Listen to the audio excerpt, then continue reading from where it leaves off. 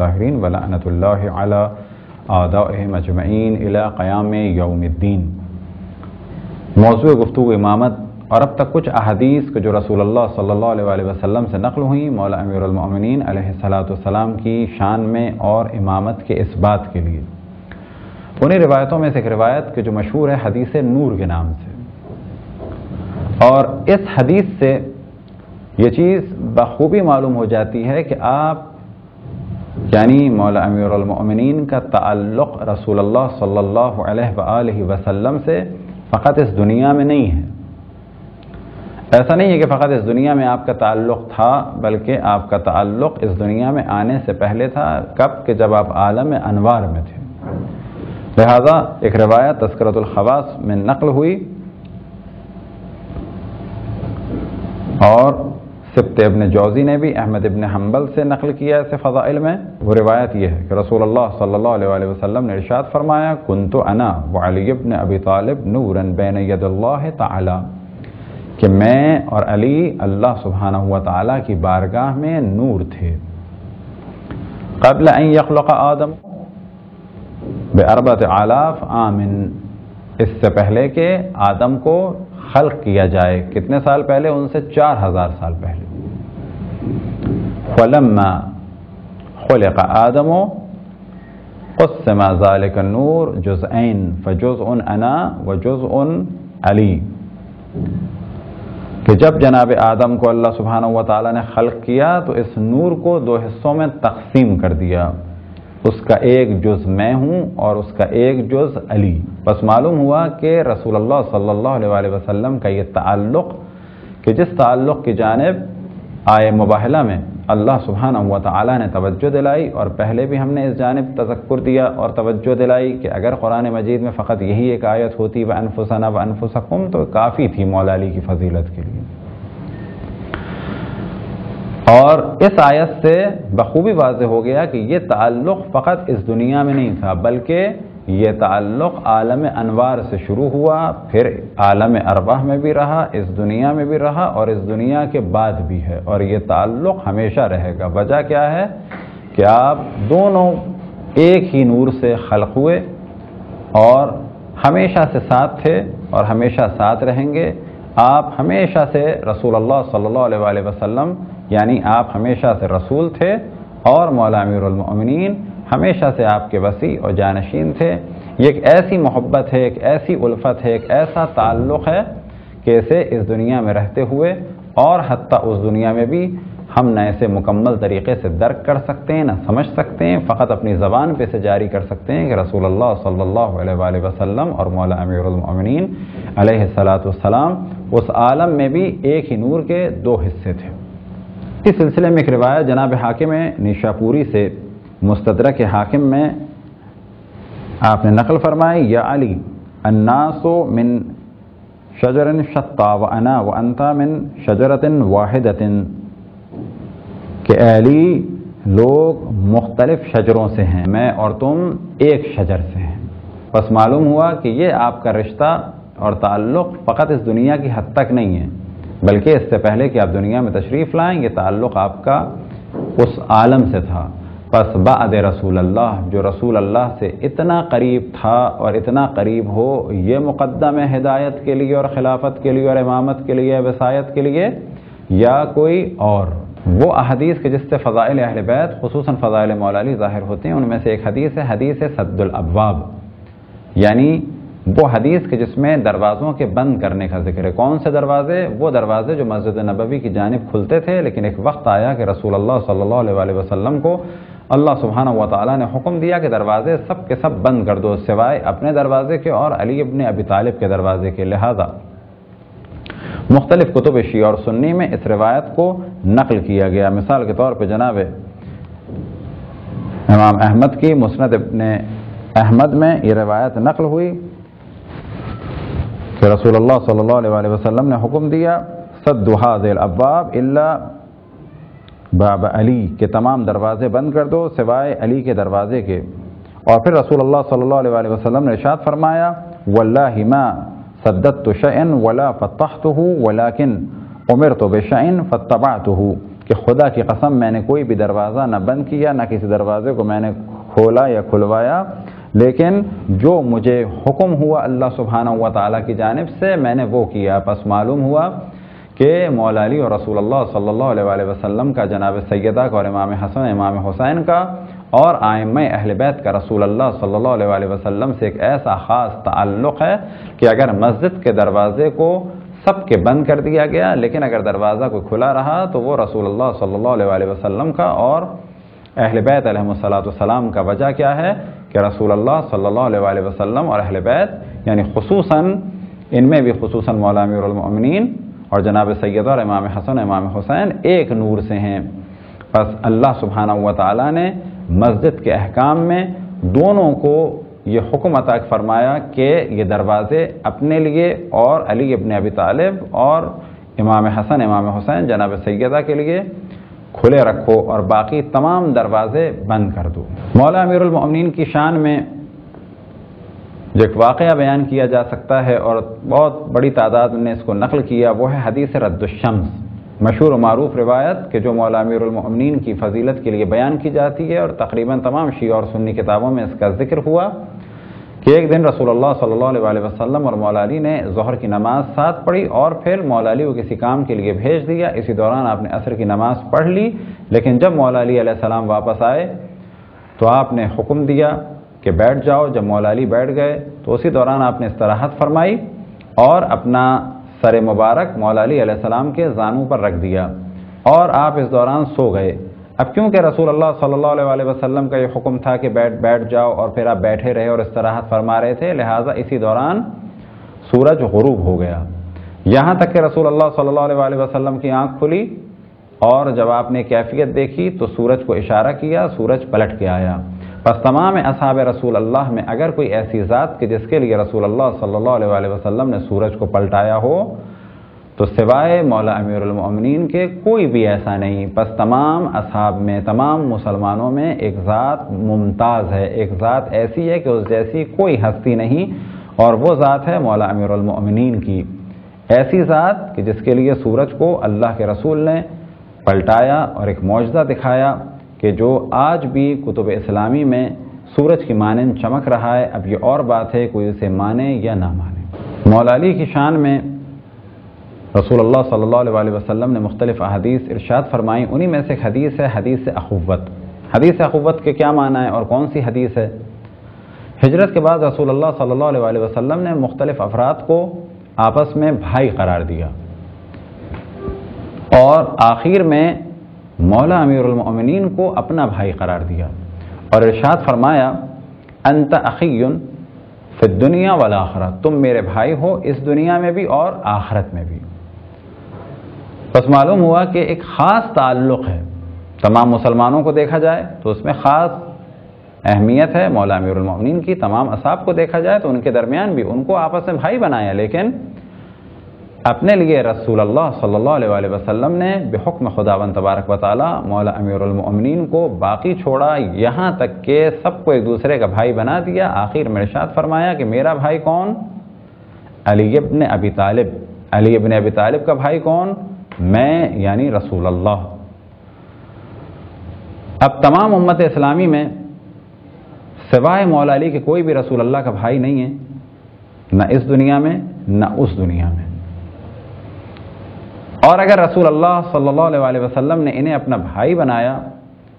تو قرآن مجید کا یہ حکم اور فیصلہ ہے وَمَا يَنْتِقُ عَنِ الْهَوَىٰ إِنْ هُوَ إِلَّا وَحْيٌ يُوحَىٰ، کہ میرا حبیب اس وقت تک بات نہیں کرتا جب تک وحی نازل نہ ہو جائے۔ اب اگر یہ سب کچھ وحی الہی کی وجہ سے ہے تو اگلا مرحلہ یہ بیان ہوگا کہ خداوند تبارک و تعالیٰ کوئی کام بھی بغیر حکمت کے نہیں کرتا، کیونکہ وہ علیم حکیم ہے۔ بس معلوم یہ ہوا کہ اللہ کی حکمت کا تقاضا یہ تھا کہ علی ابن ابی طالب کو رسول اللہ صلی اللہ علیہ وآلہ وسلم کا بھائی قرار دلوایا جائے۔ اب اگر ایسا کیا تو کوئی نہ کوئی حکمت ہوگی، اور حکمت یہ تھی کہ مولا امیر المؤمنین ہی تھے کہ جو نفس رسول اللہ تھے اور ان کے علاوہ کوئی بھی بھائی نہیں بن سکتا تھا۔ مولا علی علیہ السلام کی شان میں رسول اللہ صلی اللہ علیہ وآلہ وسلم کی مشہور و معروف روایات میں سے ایک روایت ہے اس کا نام ہے حدیث الطائر۔ طائر کہتے ہیں ایک پرندے کو، اور واقعہ یہ ہے کہ ایک دن رسول اللہ صلی اللہ علیہ وسلم کے سامنے ایک بھنا ہوا پرندہ رکھا تھا، تو آپ نے دعا فرمائی کہ یا اللہ تیرے نزدیک جو سب سے زیادہ تجھے عزیز اور محبوب ہے اسے بھیج دے۔ اس روایت کو مختلف محدثین نے اپنی کتب میں نقل کیا، انہی میں سے ایک امام ترمذی نے صحیح ترمذی میں نقل کیا۔ وہ ارشاد فرماتے ہیں کان عند النبی طائر، کہ رسول اللہ صلی اللہ علیہ وسلم کے سامنے ایک پرندہ رکھا ہوا تھا۔ فقال اللہم ائتنی باحب خلقک الیک یأکل معی ھذا الطیر، کہ یا اللہ تو بھیج دے اسے کہ جو تیری مخلوق میں تجھے سب سے زیادہ عزیز ہو، جو میرے ساتھ اس پرندے کو کھائے۔ فجاء علی،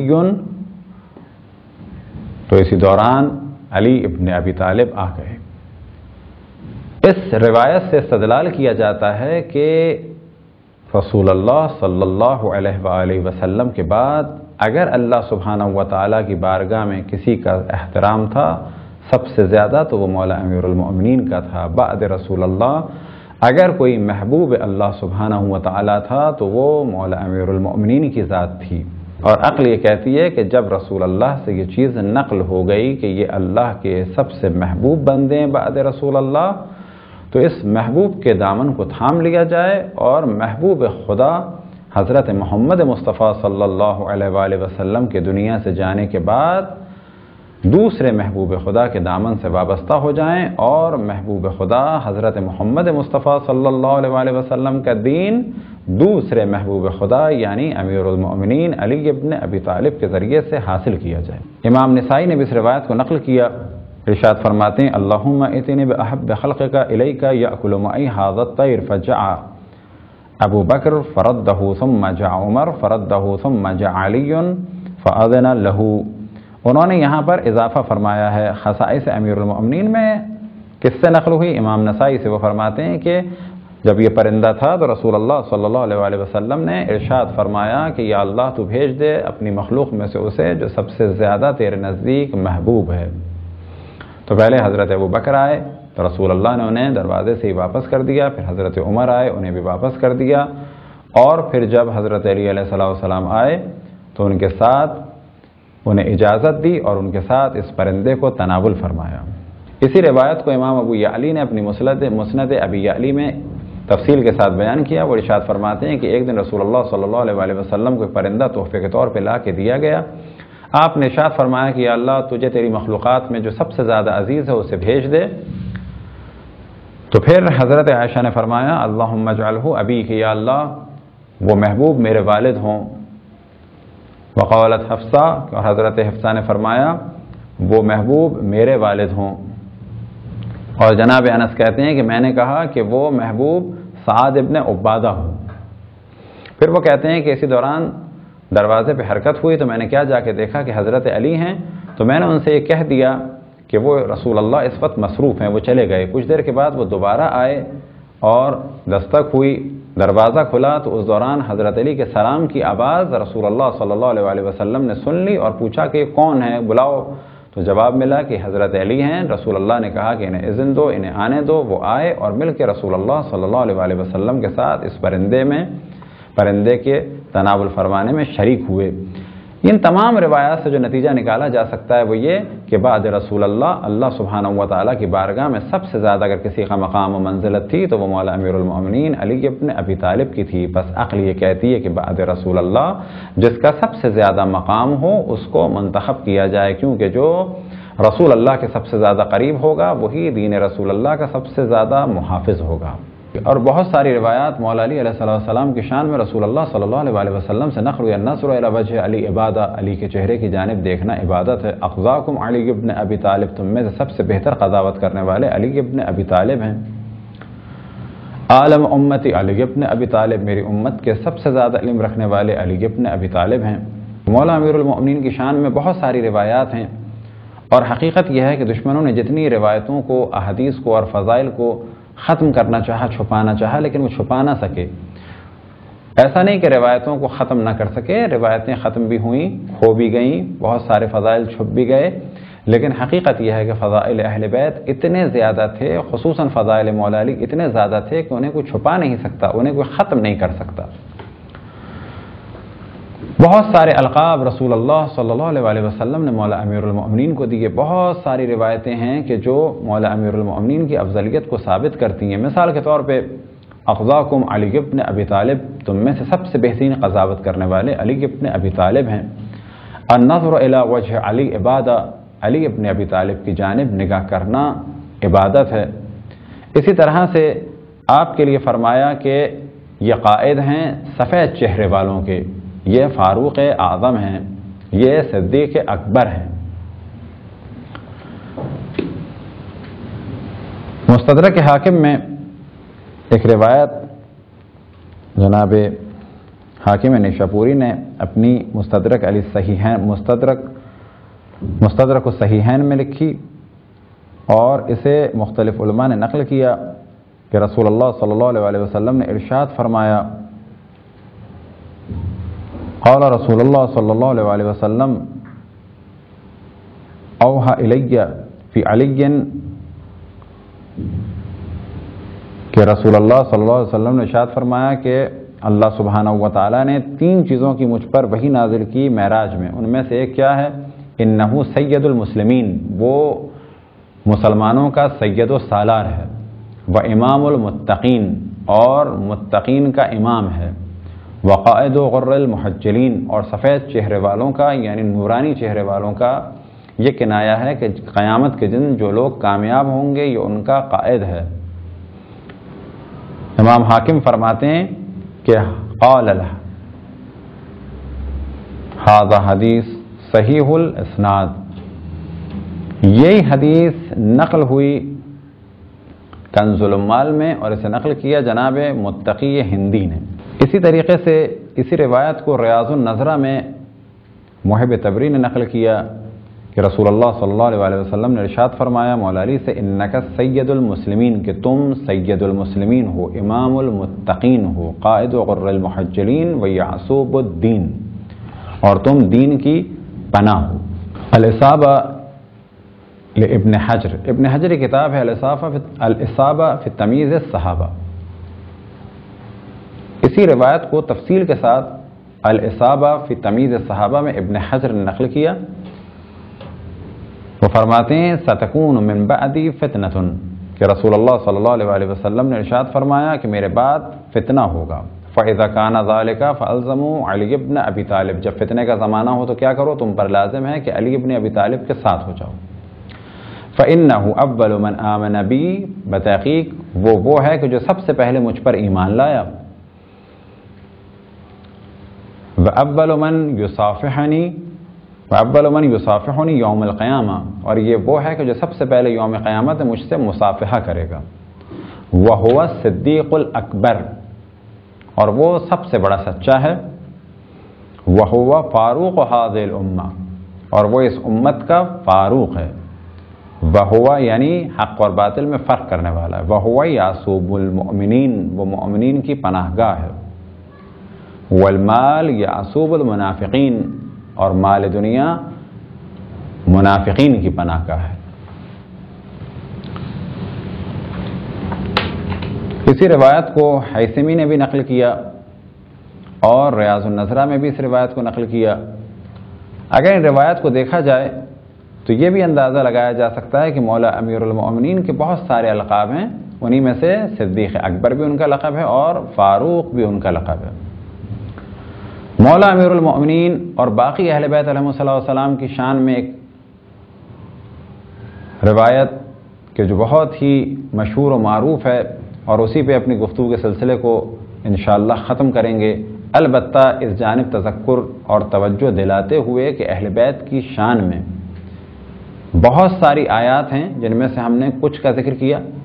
اور روایات بے انتہا ہیں کہ جن میں سے فقط کچھ کا ذکر کیا،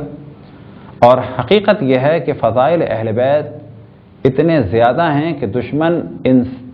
چند صدیوں میں ان فضائل کو جھٹلاتے رہے، چھپاتے رہے، ان کے مقابلے میں دوسرے فضائل بناتے رہے، لیکن فضائل اہل بیت اتنے زیادہ تھے اور ہیں کہ نہ ہی کوئی اہل بیت کہ فضائل کو پہلے چھپا سکا اور نہ ہی کوئی اب چھپا سکے گا. جیسا کہ جناب ابن حدید معتزلی نے ایک بہترین جملہ کہا مولا امیر المؤمنین علیہ الصلوۃ والسلام کی شان میں کہ میں کیا فضائل بیان کروں اس ہستی کے کہ جس کے فضائل کو دوستوں نے جان کے خوف سے اور دشمنوں نے بغض و حسد کی وجہ سے چھپایا. لیکن آج بھی اگر کتب اسلامی کو دیکھا جائے اور کسی محقق کو یہ کام دیا جائے کہ وہ اپنے اطمینان قلب کے لیے یعنی خود دل سے راضی ہونے کے لیے پہلے کتب شیعہ کو دیکھے یا یہ کہ پہلے کتب اہل سنت کو دیکھے پھر کتب شیعہ کو دیکھے، یا یہ کہا جائے کہ جو بھی جس مسلک کا ہے جس مسلک کی کتابوں کو بھی دیکھے اور یہ کام اسے دیا جائے کہ سب سے زیادہ فضائل کس کے ہیں، تو آخر میں جواب یہ ملے گا کہ سب سے زیادہ فضائل اہل بیت کے ہیں، اور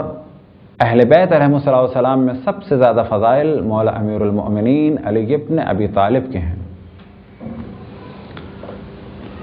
ایک سوال یہ لوگوں کے ذہن میں آتا ہے کہ اتنے فضائل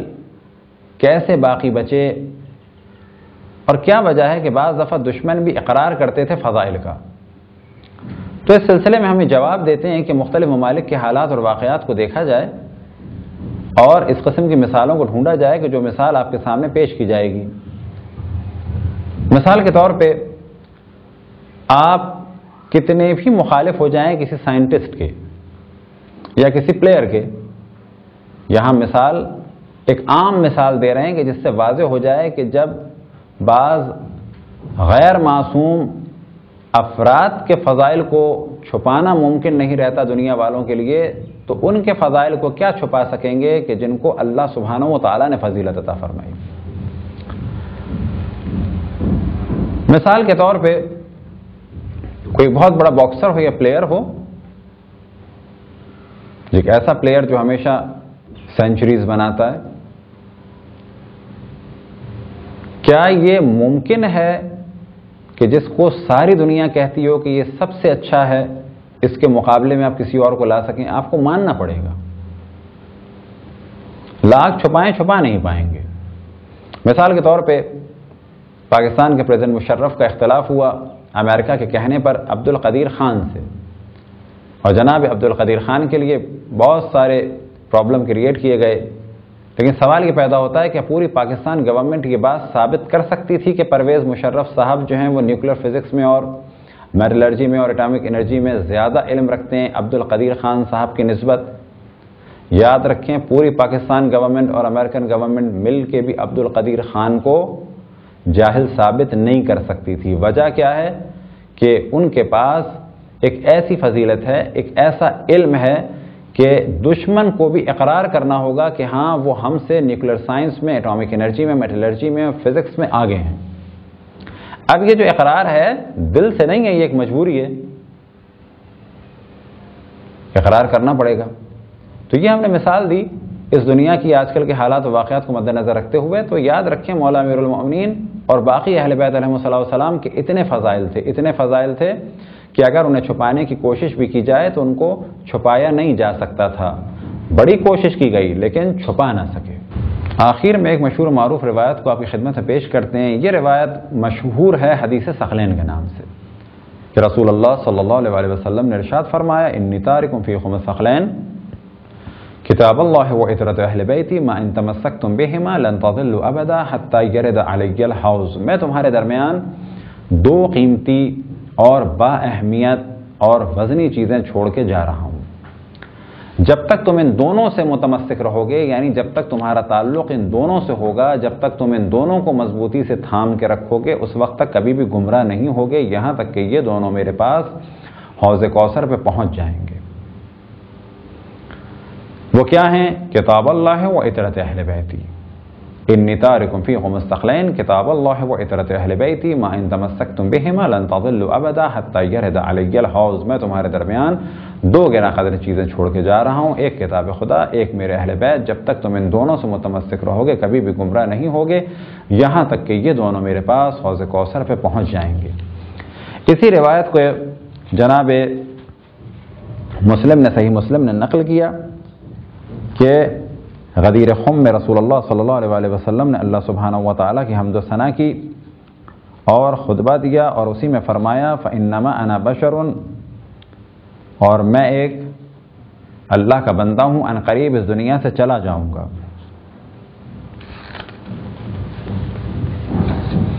اور اس کے بعد فرمایا وَأَنَا تَارِكٌ فِيكُمُ الثَّقْلَيْنِ، اور میں تمہارے درمیان دو گرہ قدر چیزیں چھوڑ کے جا رہا ہوں، اولہما کتاب اللہ، ان میں سے پہلی کیا ہے؟ کتاب اللہ، فتمسکوا بہ، پس اس سے متمسک رہو۔ فحث علی کتاب اللہ ورغب فی، اور کتاب اللہ کی جانب انہوں نے توجہ دلائی اور رغبت دلائی۔ ثم قال واہل بیتی، اور اس کے بعد فرمایا دوسری کیا چیز ہے جسے میں چھوڑ کے جا رہا ہوں؟ وہ ہے میرے اہل بیت۔ اذکرکم اللہ فی اہل بیتی، اذکرکم اللہ فی اہل بیتی، اذکرکم اللہ فی اہل بیتی، کہ میں تمہیں ڈراتا ہوں، تمہیں توجہ دلاتا ہوں اپنے اہل بیت کی جانب، میں تمہاری توجہ دلاتا ہوں اہل بیت کی جانب، میں تمہاری توجہ دلاتا ہوں میرے اہل بیت کی جانب۔ وجہ کیا ہے کہ قرآن کے بارے میں ایک دفعہ فرما رہے ہیں، کیوں کہ رسول اللہ صلی اللہ علیہ وسلم جانتے تھے کہ قرآن کو بالآخر لوگ مان لیں گے، لیکن اہل بیت پر اختلاف ہوگا، اہل بیت کو چھوڑا جائے گا، البتہ جب اہل بیت کو چھوڑا جائے گا تو قرآن بھی سمجھ میں نہیں آئے گا، لہٰذا قرآن سمجھنے کے لیے بھی اہل بیت کی ضرورت اور سنت صحیح ملنے کے لیے بھی اہل بیت کی ضرورت، لہٰذا آپ نے 3 دفعہ تاکید فرمائی اہل بیت کے لیے کہ میں تمہاری توجہ دلاتا ہوں اہل بیت کی جانب، میں تمہاری توجہ دلاتا ہوں اہل بیت کی جانب، میں تمہاری توجہ دلاتا ہوں اہل بیت کی جانب۔ اسی طرح سے جناب احمد ابن حنبل نے اپنی مسند بیان کیا، مسند احمد ابن حنبل میں فرماتے ہیں انی تارک فیکم خلیفتین، میں تمہارے درمیان 2 چیزیں خلیفہ کے طور پہ چھوڑ کے جا رہا ہوں، کتاب اللہ حبل ممدود ما بین السماء والارض، ایک کتاب خدا ہے جو ایک بہت ہی طویل رسی ہے آسمان و زمین کے درمیان، وعطرت اہل بیتی، اور میرے اہل بیت، انہما لن یفترقا حتی یرد علی الحوض، یہ دونوں کبھی بھی آپس میں جدا نہیں ہوں گے یہاں تک کہ یہ دونوں میرے پاس حوض کوثر پہ پہنچ جائیں گے۔ پہلی روایت صحیح مسلم سے، دوسری روایت جناب احمد ابن حنبل سے، اور تیسری روایت جناب ترمذی سے، وہ فرماتے ہیں صحیح ترمذی میں یا کہ رسول اللہ صلی اللہ علیہ وسلم نے ارشاد فرمایا یا ایھا الناس قد ترکت فیکم ما ان اخذتم به لن تضلوا، کہ اے انسانوں میں تمہارے درمیان 2 چیزیں میں تمہارے درمیان چھوڑ کے جا رہا ہوں، اگر تم انہیں تھام لوگے تو کبھی بھی گمراہ نہیں ہوگے، کتاب اللہ و عطرت اہل بیتی، کتاب خدا یعنی قرآن مجید و عطرت اہل بیتی، اور یہ میرے اہل بیت۔ اسی طرح سے جناب حاکم نیشاپوری نے بھی المستدرک علی الصحیحین میں اس روایت کو نقل کیا، فرماتے ایھا الناس انی تارک فیکم امرین لن تضلوا ان اتبعتموہما وہما کتاب اللہ و اہل بیتی، اے انسانوں میں تمہارے درمیان 2 امور چھوڑ کے جا رہا ہوں کہ اس کے بعد تم کبھی گمراہ نہیں ہوگے اگر تم ان سے متمسک رہے، ان میں سے ایک کیا ہے؟ کتاب اللہ اور ایک اہل بیت، ایک کتاب اللہ ایک دوسرے اہل بیت ہیں۔ پھر فرماتے ہیں ثم قال اتعلمون انی اولی بالمؤمنین من انفسہم، کہ فرماتے ہیں کیا تم جانتے ہو کہ میں مؤمنین پر ان سے زیادہ حق رکھتا ہوں، اور یہ جملہ انہوں نے فرمایا 3 دفعہ۔ تو لوگوں نے جواب دیا نام جی ہمیں پتہ ہے، فقال رسول اللہ من کنت مولا فہذا علی مولا، اس کے بعد فرمایا رسول اللہ صلی اللہ علیہ وسلم نے کہ جس کا میں مولا اس کا علی مولا۔ اب دیکھیں کہ مسند احمد ابن حنبل، صحیح مسلم اور صحیح ترمذی سے روایت نقل ہوئی، لیکن اہل بیت علیہ السلام کے خلاف جب روایتیں بنانے کا بازار گرم تھا، فاسق بادشاہوں سے مال و دولت لے کر آخرت کو بیچا جا رہا تھا، تو اس زمانے میں ایک روایت بنائی گئی انی تارکم فیکم الثقلین کتاب اللہ و سنتی، بلا شک سنت رسول اللہ ہمارے لیے حجت ہے، اور ہم اہل بیت سے سنت رسول اللہ ہی کو حاصل کرتے ہیں، لیکن دیکھنا یہ ہے کہ روایت کیا تھی۔ اہل بیت کے نام کو ہٹانے کے لیے سنت رسول اللہ کو استعمال کیا گیا، لیکن یہ یاد رہے کہ سنت رسول اللہ اور کتاب اللہ فقط اور فقط صحیح معنی میں اہل بیت رسول اللہ صلی اللہ علیہ وآلہ وسلم ہی سے مل سکتی ہیں۔ کیوں کہ یہ نفس رسول ہیں، جناب سیدہ نساء رسول ہیں، اور امام حسن امام حسین فرزندان رسول ہیں۔ کب کہ جب اللہ سبحانہ و تعالیٰ نے مباہلے میں ارشاد فرمایا فَقُلْ تَعَالَوْا نَدْعُوا أَبْنَاءَنَا وَأَبْنَاءَكُمْ وَنِسَاءَنَا وَنِسَاءَكُمْ وَأَنفُسَنَا وَأَنفُسَكُمْ ثُمَّ نَبْتَهِلْ فَنَجْعَلْ لَعْنَةَ اللَّهِ عَلَى الْكَاذِبِينَ، کہ اگر یہ اب بھی نہ مانے تو کیا کرو، فَقُلْ تَعَالَوْا نَدْعُوا أَبْنَاءَنَا وَأَبْنَاءَكُمْ، تو دعوت دو، ہم اپنے بیٹوں کو لائیں تم اپنے بیٹوں کو لاؤ، ہم اپنی خواتین کو لائیں تم اپنی خواتین کو لاؤ، تم اپنی جانوں کو لاؤ ہم اپنی جانوں کو لائیں۔ تمام مورخین نے اس بات پر اجماع کیا کہ رسول اللہ صلی اللہ علیہ وآلہ وسلم امام حسن امام حسین کو بیٹوں کے عنوان سے، جناب سیدہ کو نساء نبی کے عنوان سے، اور مولا امیر المؤمنین کو نفس اور جان کے عنوان سے لے گئے۔ اور یہی وہ نفس و جان ہیں کہ جن کی وجہ سے آج دین باقی ہے، اور انہی نفس و جان یعنی مولا امیر المؤمنین کے ذریعے سے سنت رسول اللہ ہم سمجھ سکتے ہیں، اور انہی کے ذریعے سے قرآن سمجھ سکتے ہیں۔ ان کی اور ان کی آل کے بغیر یہ دین نہیں بچے گا، بلکہ فقط دین اسلام کا نام رہ جائے گا۔ خداوند تبارک و تعالیٰ سے دعا ہے کہ بحق محمد وآل محمد ہمیں اپنے رسول اپنی حجتوں خصوصاً امام زمان علیہ السلام کی معرفت اور اطاعت کی توفیق عطا فرمائے۔ وصلی اللہ علی محمد وآلہ الطاہرین۔